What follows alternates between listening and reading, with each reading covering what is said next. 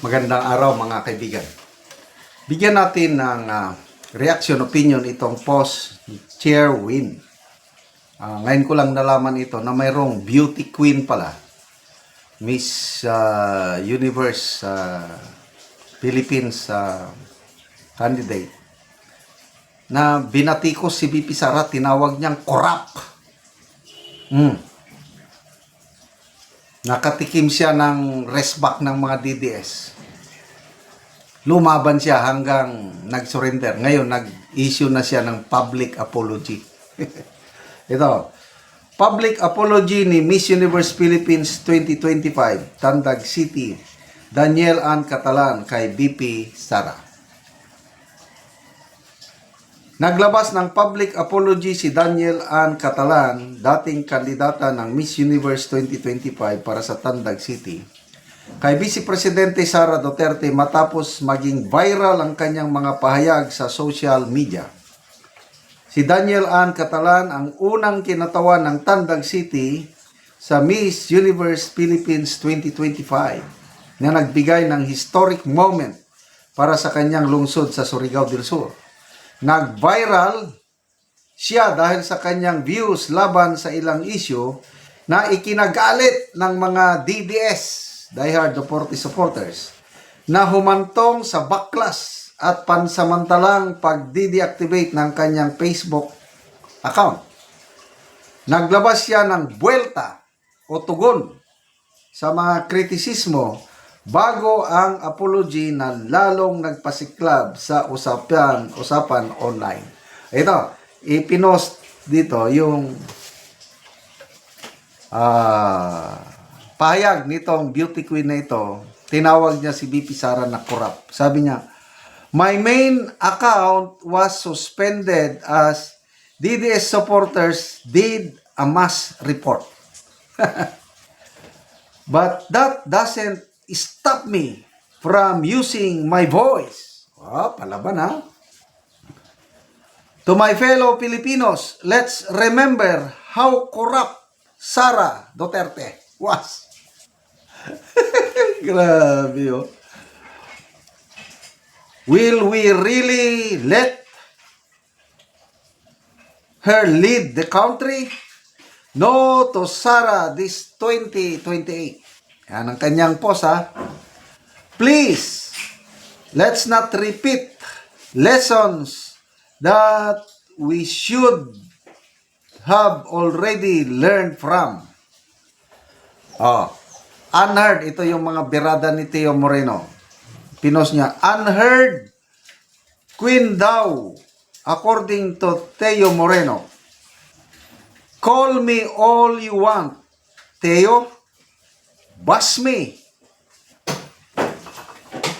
all you want, DDS supporters, but I will not stop using my voice to educate the people and help them choose the right leaders for 2028, and clearly it is not Sara."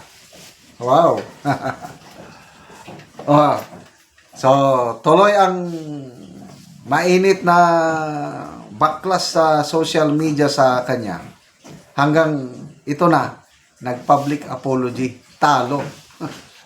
Sabi niya ito, kanya "It was my mistake.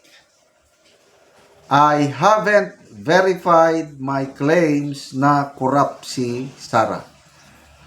I was just merely posting an innocent post using my right of speech, but I didn't anticipate the consequences it would bring. I'm currently verifying all the information and still learning all of them, and while doing so, I realize that I am wrong all along." Mabuti naman. Miss Beauty Queen, taga-Tandag ka pa naman. Ay, nako. "Please stop bashing me and accept my apology for the impulsive post about BP Sara. I am no longer against her. I am only hoping for a better leadership for every Filipino. Natagam. Natagam. Ang ganda ng post na ito. Tingnan natin ang nag-react. Hindi mo mabasa ang nag-react.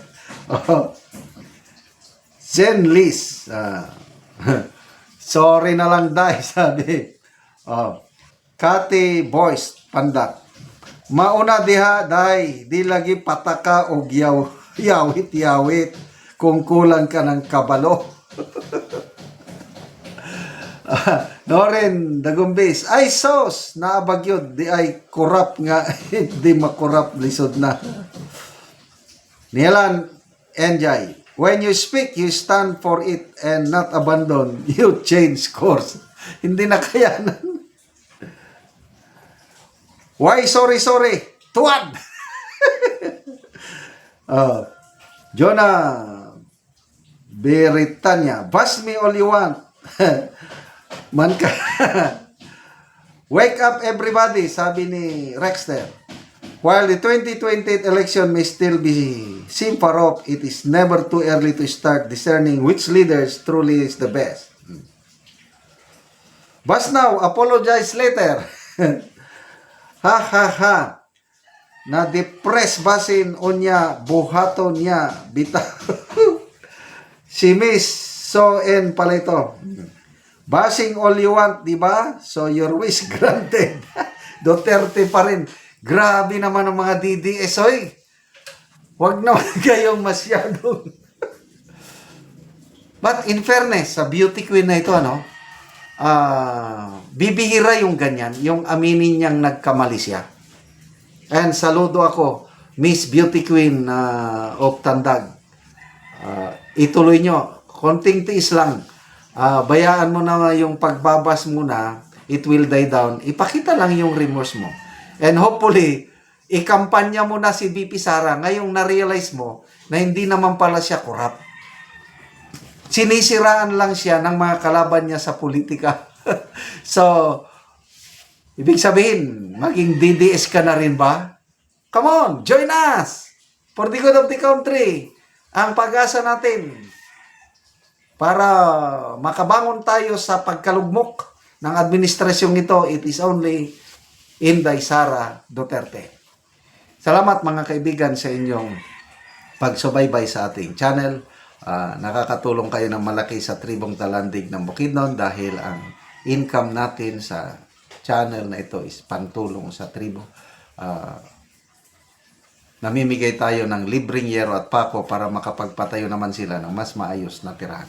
Panoorin nyo ang video na ito. So, karon mo na ni si ate ang matagaan og yero. Muna ni ang slot sa balay ni ate.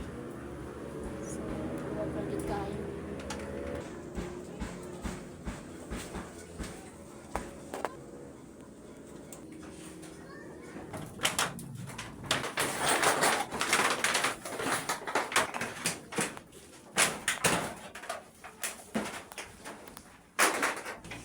So, karon ate, pila na ni katuig ang imong balay ate nga 9 ani na buslot na gyud kayo ang yero. Pila na ni katuig ate ang imong balay? 10 years na dyan ang balay. Oo, so 10 years nang imong balay. So, busa 9 ani na siya na kuan na siya kanang guba na kay buslot na. So, tuluanan mo kung ulan ate. Oh. Tungod sa kalisod, di yun mo kapalit og sin. Kay ko to bra sa among pagkaon. So, na kay anak te. Naa. So, pila ka buki mong anak? Sabot. So, isa ang anak ni ate. So, asay mong bana ate? Nagtrabaho. So, nagtrabaho ang imong bana. So, ikaw lang ang nadire. So, si ate, guba na ilang balay. Busa kung maulan, tuluan na gid kay sila. Busa, gitagaan na to sila og yero aron sila makaatop. Dako gyud ako pasalamat sa Ginoo kay natagaan ng Giero. Sa nag-sponsor, dagan pa ang tagaan ani. So, si ate, so, muna ilang itsura sa ilang balay. Luoy gid kay sila. Kay ang ilang paningkamot, kutob lang gyud taon kung makakwarta sila sa ilang pagkaon. So daghang kay salamat sa Ginoo sa nagatanaw sa video. O ilabi na sa nag-sponsoran na makatop na sila.